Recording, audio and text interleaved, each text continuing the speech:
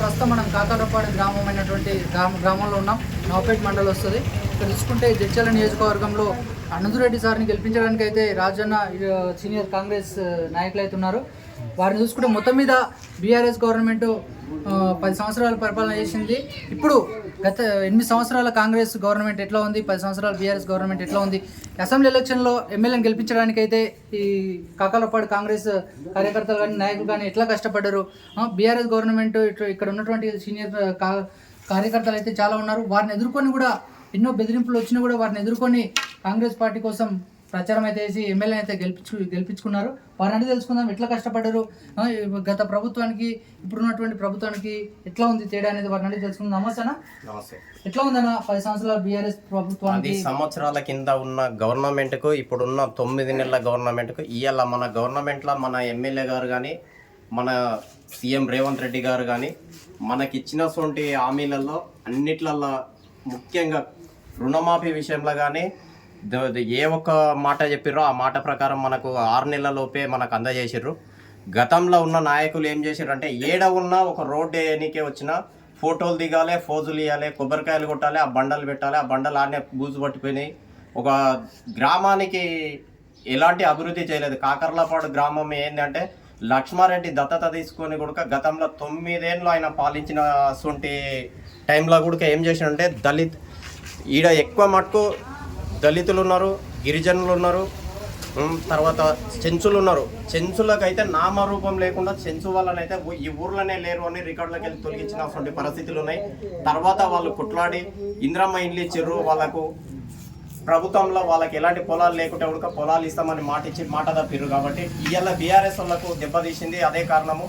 ఇక్కడ ఉన్న నాయకులు ఏంటంటే ఏ పార్టీ ప్రభుత్వము రన్నింగ్ ఉంటుందో ఆ నాయకుల జతన పోయి జత కడుతుర్రు. లేకపోతే బంధువులలాగా కాంగ్రెస్లో ఉంటే టీఆర్ఎస్లో ఉంటే కాంగ్రెస్ అన్నట్లు గతం పాలన చేసే కార్యకర్త ఎవరైతే కష్టపడుతున్నారో కష్టపడ్డ కార్యకర్తను వదిలిపెట్టి వలస వచ్చే నాయకుల పెద్దతనం నడవకూడదు అనేది మా ఊర్లో సిద్ధాంతం తీసుకొని మేము ఒక 40 మంది మీ యువకులము 2 టీములుగా జత అయ్యి మేము ఒక టీం తీసుకొని సపరేట్గా చేసినాం. కాబట్టి ఇవాళ అదే లక్ష్మారెడ్డికి మేము ఏదా ఉంటుందో కార్యకర్తలు తలుసుకుంటే కాంగ్రెస్ పార్టీ అంటే ఎలా ఉంటుందో గతంలో ఆయన కూడా మేము ఏం చేసినామంటే అలయన్స్లో కాంగ్రెస్ పార్టీలో ఉన్నప్పుడు ఆయనను గెలిపించినాక నాయకులని కొంతమంది చెంచగాళ్ళు ఉంటారు, వాళ్ళని వాడకు అని చెప్పి కూడా చెప్పినాము. హెచ్చరికలు చేస్తే నీవెంత అనే మాటలు మాట్లాడి ఇవాళ మా ఎంత అనేది ఇవాళ మేము 40 మంది మొక్కతోటికైనందుకు మా నాయకులు అనిరుత్ రెడ్డి గారు కానీ దుష్యంత్ రెడ్డి కానీ మా మాటిని మాకు సహకరించి వర్క్ చేసినందుకు ఇవాళ మేము ఎంతో ఖుషిగా మేము గ్రామంలో అభివృద్ధికి ముందు పోతున్నాం. ఇంకోటి ఇప్పుడు స్కూల్ బిల్డింగ్ పెట్టిండు, ఒకటి రోడ్లు పెట్టిండు, అండర్ గ్రౌండ్ డ్రైనేజ్ పెట్టిండు, ఒక 1000 మీటర్లు. ఎమ్మెల్యే సాబ్ నోరు తెరిచి అడగంగానే మాకు స్కూల్ కూలిపోయే స్థితిలో ఉన్నది, బెచ్చులు ఊడి పడిపోతున్నాయి, పిల్లలకి ఇబ్బందులు అవుతున్నాయంటే మాకు ఎమ్మెల్యే గారు ఒకటే దయదాల్చి పెట్టినందుకు ఇవాళ మాకు స్కూల్ బిల్డింగ్ పెట్టిండు. గురుకుల పాఠశాల వస్తే కొంతమంది నాయకులు ఆపితే కూడా మేము దాన్ని ఎమ్మెల్యే ద్వారాకి చెప్పినాము. చెప్తే అతి తొందరలో కూర్చొని మీకు సెట్ చేస్తా, మీరు ఏం టెన్షన్ పడకండి, మీకు మాట ఇస్తున్నా అని మాకు మాట ఇచ్చిండు. మా నాయకులు ఉన్నారు అందరు కూడా. మేము ఒక్కరమే అనేది కాదు, మేము ఒక 40 మంది ఒక యూనిట్గా పనిచేసినాం. కాబట్టి ఇవాళ అవతల ఉన్న పెద్ద ఎవరైతే జిల్లా స్థాయి రాష్ట్ర స్థాయి నాయకులు ఎవరైతే ఉంటారో వాళ్ళని ఎదుర్కోగలిగినాం. ప్రతి ఒక్కరం కష్టపడ్డాము. మేము ఒక్కరమే అనేది కాదు, మేము ఉన్నది ఎందుకంటే ఆ నాయకుని ఢీ కొట్టాలంటే మేము ఏం చేయాలనేది మేము కూర్చొని ఆలోచన చేసుకొని ఒకరికొకరు అవగాహన చేసుకొని ఏ రకంగా అయితే తీయాలని దెబ్బతోనే తీసినాం. అంతేగాని నేను ఒక్కరినే కష్టపడితే ఇది వచ్చింది కాదు. ఈ 40 మంది 4 రకాలుగా 4 జత చేసుకుంటే మేము ఇలా లక్ష్మారెడ్డి గారికి కాకర్లపాడు అంటే ఏందనేది చూపించినాము. గతంలో కూడా ఆయన 96 హామీలు ఇచ్చిండు. ఇయ్యాలటి వరకు ఒక్కరికి కూడా చేసిన దాఖలాలు లేవు. కాకర్లపాడు గేటు నుంచి ఊర్ల వరకు లైట్ స్తంభాలు అడిగితే ఆయన ఏమన్నాడు, నా బండికి లైట్లు ఉన్నాయి కానీ మీకు లైట్లతోనేం పని, నా లైట్లు వేస్తే నాకు కళ్ళు కనబడతాయి ఆయన కాడికి వచ్చిండు. ఆయన కళ్ళు కనబడాలంటే మేము లైట్లు వేసి చూపించాలని మా ఎమ్మెల్యే గారిని 25 స్తంభాలు పడతాయి, ఏం చేద్దాం సార్ ఇట్లా ఉంది, ఊళ్ళోకి వెళ్ళి పిల్లలు చదువుకోవడానికి కట్టపొట్ట పోతారు, వస్తుంటే పాములు తేళ్ళు అడ్డం అవుతున్నాయి, నైట్ టైం ఇబ్బంది అవుతుందని అంటే తక్షణమే గెలిచినప్పుడే నెల రోజుల్లోనే మాకు మాట ఇచ్చిండు. కరెక్ట్ ఒక 2 నెలలు ఆగండి, మీకు ఆ 2 నెలల్లో నేను వర్క్ శాంక్షన్ చేపిస్తా అని చెప్పిండు. ఏఈ గారికి చెప్పిండు, ఎస్సీకి చెప్పిండు. వర్క్ అతి త్వరలోనే శాంక్షన్ చేసిండు. కాబట్టి మేము ఈ నెల లాస్ట్ వరకు మేము ఆ వర్క్ చేపడతాం. ఇంకోటి 6 గ్యారెంటీలు మీరు అసెంబ్లీ ఎలక్షన్లో ప్రచారం చేయడానికి 6 గ్యారెంటీలను తీసుకెళ్ళిండ్రు ఎమ్మెల్యేని గెలిపించడానికి. గెలిపించుకున్నారు. ఇప్పుడు ఆ గ్యారెంటీలు అమలు అవుతున్నాయి. ప్రజలు ఎట్లా హర్షం వ్యక్తం చేస్తున్నారు? ఇప్పుడు ఏమంటారు అంటే ప్రజలకు ఒకటే ఇప్పుడు మోటివేషన్ అయిన పబ్లిక్ ఎట్లా ఉన్నారంటే 6 గ్యారెంటీలు ఇస్తూ ఇప్పుడు రైతు బంధు ఏదైతే ఒకటేసారి రైతు బంధు ఇవ్వడం వల్ల ఇవాళ మనము ఇచ్చిన మాట కాంగ్రెస్ పార్టీ ఎప్పుడు కూడా దాటదు అనే మాట మీద ఉంటుంది. కాంగ్రెస్ పార్టీ అనేది ఉంది. కానీ వీళ్ళలాగా ఇవాళ చెప్తే రేపు పొద్దుగాల మళ్ళీ కనబడకుండా ఓరు అనేది లేదు.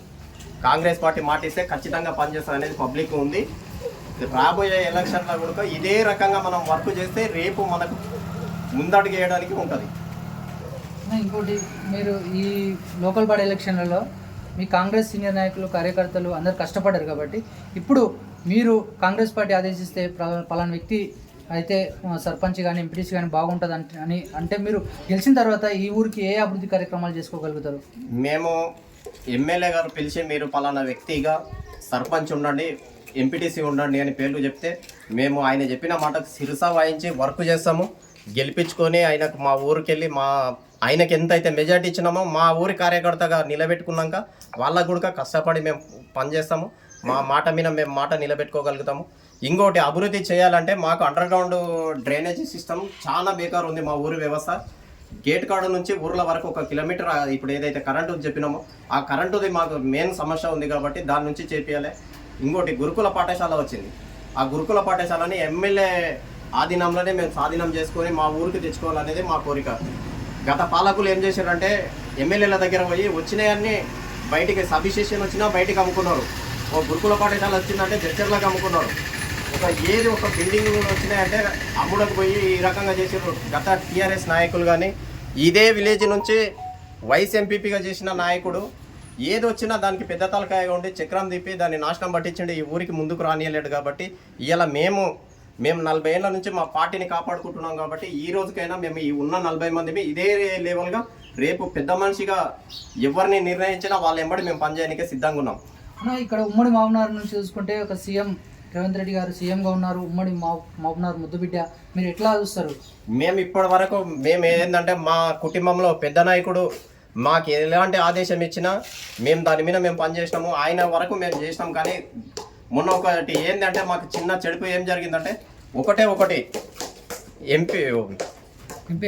ఎంపీ ఎలక్షన్లో మేము లీడ్ ఇవ్వలేకపోయినాం మా ఊరు. అది చిన్న అవకతవకలు జరిగినాయి కాబట్టి మేము దానికి ఆ బాధ్యత కూడా మేమే తీసుకుంటున్నాం. సీనియర్ నాయకులు బాలయ్య గారు ఉన్నారు, వారిని అడిగి తెలుసుకుందాం. నమస్తేనా?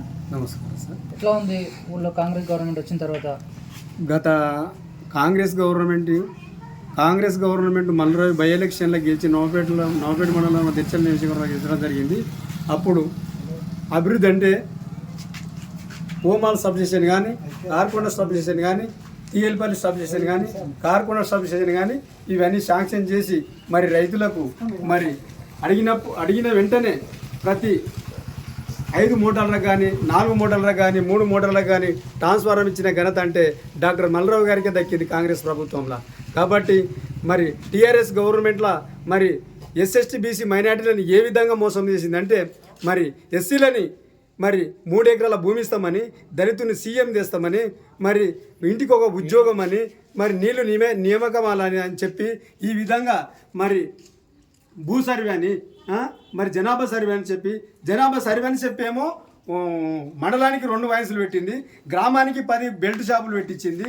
మరి అదేవిధంగా భూ సర్వే అన్నప్పుడు కూడా మరి సర్వే నెంబర్తో పెట్టుకొని ఒక్కొక్క నెంబర్ వైజ్గా మరి ఎంతమంది పట్టదారులు ఉన్నారు అని చెప్పి దాన్ని కొలిపించుకొని దాన్ని మరి ఆ పట్టదారులను దాంట్లో పెట్టేంత బాధ్యత కానీ ఆ సీఎందే ఉండే కాబట్టి అది చేయలేకపోయింది. కాబట్టి ఇప్పుడు మరి ఈ విధంగా ఎస్ఎస్టీ బీసీ మైనారిటీని మరి ఆయన మోసం చేసి మరి గద్దెనెక్కిండు కాబట్టి దాన్ని గ్రహించే కాంగ్రెస్ గవర్నమెంట్ని మళ్ళా వైభవంగా మరి జనాలు సహకరించి గెలిపించారు కనుక మరి అదేవిధంగా మరి కాంగ్రెస్ గవర్నమెంట్ 6 గ్యారెంటీలు కానీ సీఎం కానీ మాటిస్తే మాట తప్పడు. కాంగ్రెస్ గవర్నమెంట్ కూడా అప్పుడు దళితులకు ఎప్పుడైతే పోడు భూములు కానీ, ప్రభుత్వ పొలాలు కానీ, ఇనాం భూములు కానీ అవి ఇచ్చినాయి. మరి సీఎం కేసీఆర్ గారు మరి మశాన వాటికలు అని చెప్పి పెట్టి పేరుతో మరి ప్రతి గ్రామానికి దళిత భూములే మరి ఎకరా నుంచి 2 ఎకరాల వరకు ఆయన లాక్కొని అవి పెట్టడం జరిగింది. మరి అదేవిధంగా మరి ఈ విధంగా మరి కాంగ్రెస్ గవర్నమెంట్ కూడా మరి అదేవిధంగా కొనసాగుతుంది. మరి మళ్ళీ 10 సంవత్సరాలు కూడా కాంగ్రెస్ గవర్నమెంట్ ఉంటుందని చెప్పి కోరుకుంటూ మరి